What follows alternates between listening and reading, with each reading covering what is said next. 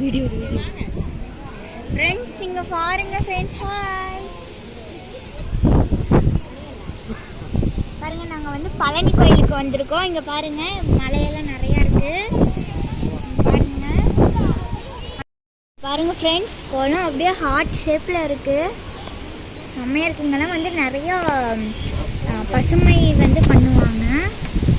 பாருங்க இங்கே பாருங்க ஃப்ரெண்ட்ஸ், செம்மையாக இருக்குது. இந்த சைட் பார்த்துங்க.